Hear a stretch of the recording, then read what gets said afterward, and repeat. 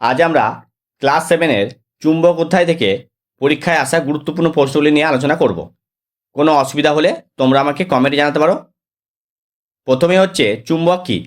চুম্বক হলো এমন এক ধরনের বস্তু বা পদার্থ যা লোহা, কোবাল্ট, নিকেল ইত্যাদি বস্তুকে নিজের দিকে আকর্ষণ করে এবং ঝোলানো অবস্থায় সর্বদা উত্তর দক্ষিণে মুখ করে থাকে। চুম্বকের কয়টি মেরু ও কী কী? দুটো মেরু, উত্তর মেরু আর দক্ষিণ মেরু। প্রথম কোন দেশে চুম্বক আবিষ্কৃত হয়েছিল? গ্রিসে।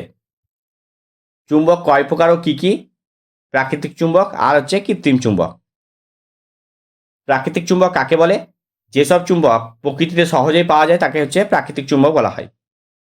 কৃত্রিম চুম্বক কাকে বলে?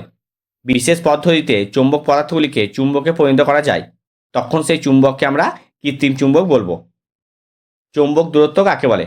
চুম্বকের মেরুদণ্ডের মধ্যবর্তী সরলরৈখিক দূরত্বকে চৌম্বক দূরত্ব বলে। চুম্বকের জ্যামিতিক দৈর্ঘ্য ও চৌম্বক দৈর্ঘ্যের মধ্যে সম্পর্ক কী? চৌম্বক দৈর্ঘ্য ইকুয়াল টু চুম্বকের জ্যামিতিক দৈর্ঘ্য ইন্টু 0.86। এটা পরীক্ষায় আসে, ভালো করে করবে। দণ্ডচুম্বক কাকে বলে? দণ্ডচুম্বক হলো একটি আয়তঘনাকার চুম্বকিত ইস্পাতের দণ্ড। এই চুম্বক এক প্রকার কৃত্রিম চুম্বক। একটি দণ্ডচুম্বকে কোন স্থানে আকর্ষণ ক্ষমতা সবচেয়ে বেশি? দুই প্রান্তে। চুম্বক পদার্থ কাকে বলে? যে সমস্ত বস্তু বা পদার্থ চুম্বক দ্বারা আকর্ষিত হয় এবং যাদের সহজেই চুম্বকে পরিণত করা যায় তাদেরকে বলা হয় চৌম্বক পদার্থ। অচৌম্বক পদার্থ কাকে বলে? যেসব পদার্থ চৌম্বক দ্বারা আকর্ষিত বা বিকশিত হয় না তাদেরকে বলা হয় অচৌম্বক পদার্থ। চুম্বকের দিক নির্দেশক ধর্ম বলতে কী বোঝো?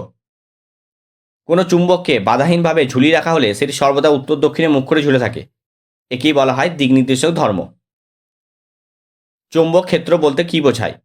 একটি চুম্বকের চারিদিকে ঠিক যতটা অঞ্চল জুড়ে ওই চুম্বকটি আকর্ষণ বা বিকর্ষণ ক্ষমতা কাজ করে সেই অঞ্চলকে চুম্বকের চৌম্বক ক্ষেত্র বলা হয়।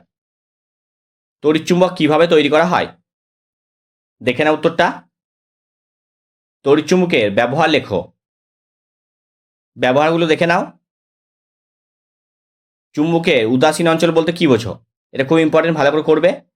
চুম্বকের ঠিক মাঝে চুম্বকের আকর্ষণ ক্ষমতা প্রায় থাকে না।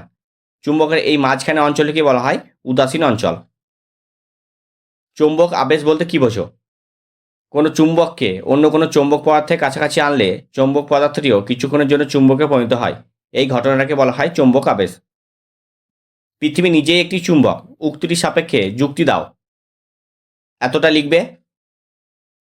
চুম্বকের চুম্বকত্ব কী কী কারণে নষ্ট হতে পারে? দেখে নাও কারণগুলো। এতটা লিখবে।